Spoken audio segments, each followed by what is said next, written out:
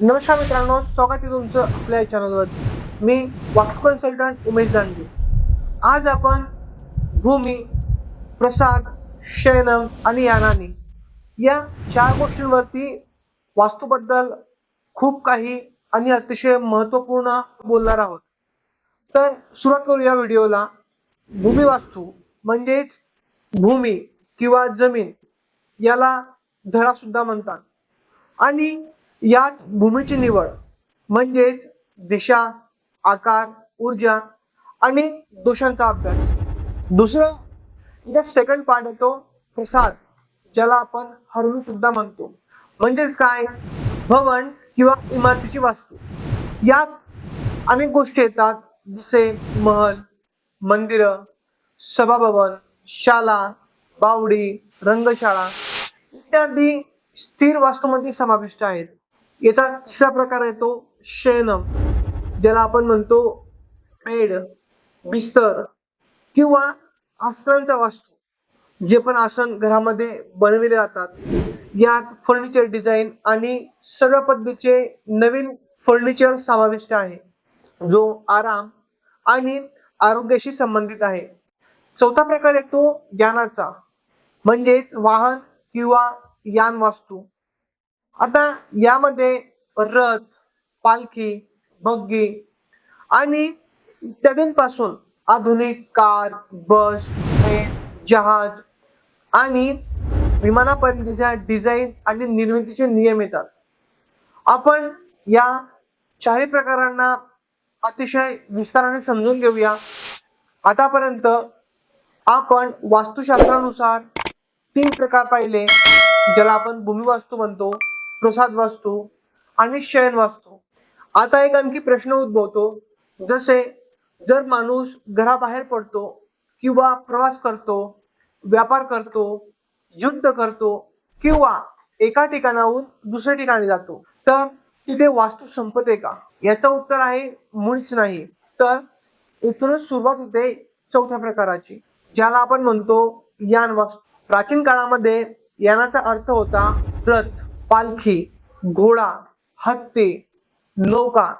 पण जर आपण आजच्या काळात पाहिले, तर आपण ज्या वापरतो त्या कार्स, बस, ट्रक्स, ट्रेन, मेट्रो, जहाज, विमान इथपर्यंत की अवकाशयानही याच श्रेणीत येतात. तुम्ही असा विचार करत असाल की वाहन आणि वास्तूचा काय संबंध? मित्रांनो, संबंध खूप खोल आहे. कोणत्याही वाहनाची निर्मिती करताना भार संतुलन हे अतिशय महत्वाचे असते. त्याचा केंद्रबिंदू, त्याच्या दिशा नियंत्रण, व्हेंटिलेशन, आराम, सुरक्षा, त्यामध्ये बसण्याची व्यवस्था, प्रवेशद्वार आणि बाहेर पडण्याचे, ज्याला आपण म्हणतो निर्गमनद्वार, या सर्व गोष्टींची काळजी घेतली जाते. तसेच घरात सुद्धा आहे. जर आपण आज पाहिले तर ऑटोमोटिव्ह इंजिनिअरिंग हेच करते. प्राचीन काळात सुद्धा याच विचारसरणीला मानून यान बनवत असत. म्हणजेच वास्तू फक्त स्थिरच नाही, तर फिरणाऱ्या साधनांची सुद्धा असते. आता आपण समजून घेतले की वास्तू कोणकोणत्या वस्तूंवरती लागू होतो. पण आणखी एक प्रश्न यात खूप गंभीर आहे, जसे की वास्तू नेहमी एक सारखीच राहते का? का आज लागू असलेले नियम कायमच लागू राहतील? येथूनच येते वेळेनुसार वास्तूचे वर्गीकरण. शास्त्र वेळेच्या आधारावरती वास्तूला 3 भागांमध्ये विभाजित करते, जसे की स्थिर वास्तू, चर वास्तू आणि नित्य वास्तू. जर आपण सर्वप्रथम स्थिर वास्तूचा अभ्यास केला, तर स्थिर म्हणजेच काय? जी वास्तू एका ठिकाणी उभी राहते. फॉर एक्झाम्पल, घर, मंदिर, शाळा, रुग्णालय, फॅक्टरी हे आपल्याला जागेपासून हलवता येत नाहीत. त्याची डिझाईन्स जी तयार झाली ती वर्षानुवर्षे तिथेच राहते. म्हणून या सर्व उभारणीसाठी एक दीर्घकालीन व्यवस्था आखली जाते. जर आपण दुसरा पार्ट पाहिला याचा, तर तो येतो म्हणजे चर वास्तू. चर म्हणजेच काय? तर जी वास्तू गतिशील आहे, जी वास्तू फिरत आहे, जसे की वाहन, जहाज, नौका, विमान आणि आजच्या काळातील मोबाईल होम्स, कॅरेव्हॅन्स इथपर्यंत की काही तात्पुरती रचना देखील याच श्रेणीत येतात. त्यांचे नियम स्थिर इमारतींपेक्षा वेगळे असतात, कारण त्यांचा जो वापर आहे तो परिस्थितीनुसार बदलत राहतो. यानंतर येते नित्य वास्तू, म्हणजेच जी डे बाय डे बदलते. जसे की सूर्योदय प्रत्येक दिवशी हा 1-1 डिग्री चेंज होत असतो आणि सूर्यास्त सुद्धा.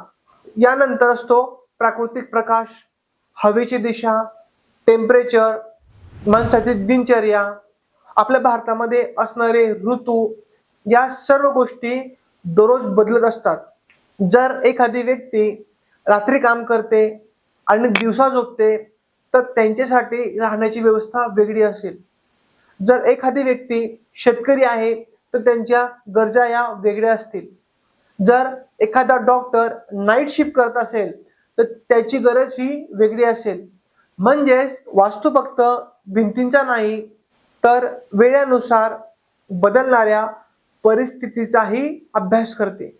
आतापर्यंत आपण समजून घेतले की वास्तुशास्त्र वस्तू आणि वेळ या दोघींचा विचार करते. परंतु अजूनही एक मोठा प्रश्न शिल्लक आहे. तर हा प्रश्न नेमका कोणता? म्हणजेच मंदिरं आणि फॅक्टरीच्या वास्तू एकसारखाच असेल का? रुग्णालय आणि हॉटेल यांचा प्लॅन एकसारखा असेल का? तुमची शाळा आणि शॉपिंग मॉल या एका सिद्धांतामध्ये लागू होतील का? तर मित्रांनो, अजिबात नाही. येथूनच सुरुवात होते ते तुमच्या गरजानुसार वास्तूंची. जर आपण राहण्यासाठी इमारत बांधत असेल तर त्याला आवासीय वास्तू म्हणतात. जर व्यापारासाठी असेल तर ती वाणिज्यिक वास्तू येते. जर तुम्ही एखादे उत्पादन तयार करत असाल आणि ती वास्तू उत्पादनासाठी असेल तर तिला औद्योगिक वास्तू म्हणतात. जर शेती आणि कृषी संबंधित असेल तर ती कृषक वास्तू येते. जर पूजा आणि आध्यात्मिक कार्यांसाठी असेल तर ती धार्मिक वास्तूच्या कॅटेगरीमध्ये येते. जर शिक्षणासाठी बांधत असाल तर संस्थागत वास्तू आहे. जर सरकारी कामांसाठी बांधत असाल तर ती प्रशासनिक वास्तू आहे. जर तुम्ही मनोरंजनासाठी बांधत असाल तर ती मनोरंजक वास्तू आहे. जर कोणतीही ऐतिहासिक स्मृती असेल तर ती स्मारकी वास्तूमध्ये येते. म्हणजेच इमारतीचा उद्देश बदलला की त्याची योजना देखील बदलते. म्हणून एक चांगला वास्तू विशेषज्ञ फक्त दिशा दिशा दिशा नाही करत, तर इमारतीचा वापर देखील समजून घेतो. आज शहरांमध्ये नवीन व्यवस्था वेगाने वाढत आहे, ज्याला आपण मिक्स लँड यूज म्हणतो किंवा MLU म्हणतो. म्हणजे तुम्ही अशा अनेक इमारती पाहिल्या आहेत ज्यात खाली दुकान असतात आणि वरती घर असते, किंवा एकाच परिसरात ऑफिस आणि निवास हे दोघे असतात. अशा प्रकारच्या ज्या इमारती आहेत यांची योजना सामान्य आवासीय इमारतीपेक्षा वेगळी असते. या अशा प्रकारच्या इमारती आधुनिक नगर नियोजनाचा महत्त्वाचा पार्ट आहे. आणि जर आपण आज वास्तूचा अभ्यास केला तर ह्या गोष्टी समजून घेणे अतिशय आवश्यक आहे.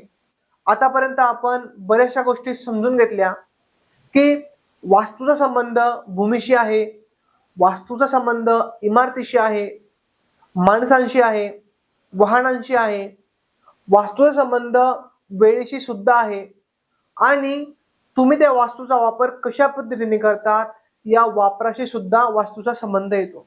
पण अजून एक मोठा प्रश्न की काय फक्त खोलीच महत्वाची आहे का, किंवा संपूर्ण नगर देखील ऊर्जेची निर्मिती करत असते?